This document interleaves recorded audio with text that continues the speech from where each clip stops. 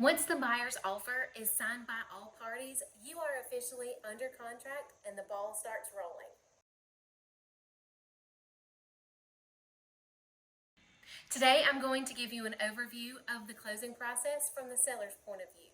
Assuming the buyer is financing the purchase, the buyer will formally apply for their loan and inspections will be scheduled. The home inspection will be completed prior to the due diligence deadline. If you would like to learn more about due diligence, take a look at my due diligence from the seller's perspective video. The termite inspection will be scheduled closer to the closing date because that inspection and that report is only good for 30 days.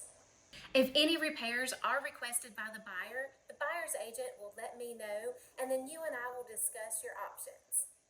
The lender will order the appraisal once the buyer formally applies for their loan. The appraiser will contact me to schedule a date and time for the appraisal, and I will work with you to make sure that date and time fits your schedule. If the property being sold is a condo, the lender will also order the condo questionnaire to be completed by the HOA. You will receive a call from your chosen attorney. They will open a file for your closing and prepare the deed that you will sign at closing. As we get closer to closing, we will schedule a firm date and time for your closing, or your paralegal will let you know when to expect your documents if you're handling your closing by mail.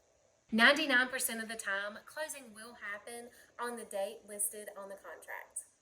Meanwhile, the buyer's attorney will be completing a title search to make sure there are no liens on the property and you can convey a clear title. A certificate of assessment from your HOA office will be ordered by one of the attorneys. Which attorney orders that certificate of assessment will depend on who is paying the HOA transaction cost. Also, you will need to cancel any services that are in your name. Schedule any utilities to be turned off as of the day of closing. Cancel your homeowner's insurance. I recommend that you wait to cancel your homeowner's insurance until you know that the deed has recorded. Often, this is actually the day after closing.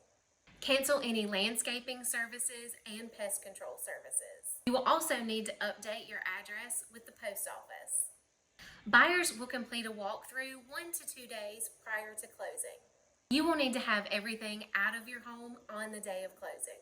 The buyers will not be able to get the keys to your home until after the deed has recorded, unless other arrangements have been made prior to closing. A few days prior to closing, I will receive a copy of the settlement statement or the closing disclosure from the buyer's attorney's office. I will verify that the numbers are correct and let you know the amount of money you will receive after closing. I suggest having your attorney wire the funds into your account after closing.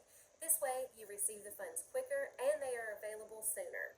Deciding to list your home for sale, getting it ready to be on the market, and closing on your home can be a very busy time. Plus, it can be stressful and emotional. Take a look at my seller educational videos to help get you through listing and closing on your home. Thanks for listening to episode 55 of Thursday Tidbits. Have a great day.